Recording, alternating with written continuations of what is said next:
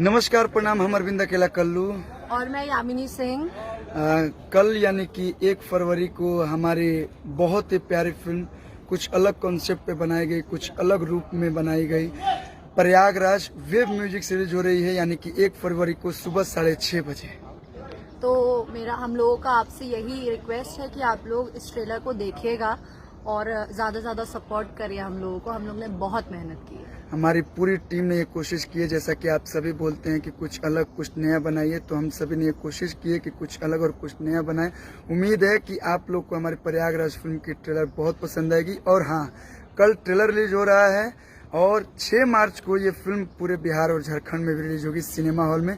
तो पहले ट्रेलर देखिए और उसके बाद 6 मार्च को हमारी फिल्म अपने नज़दीकी सिनेमा घरों में भी जरूर देखिएगा। हर हर महादेव।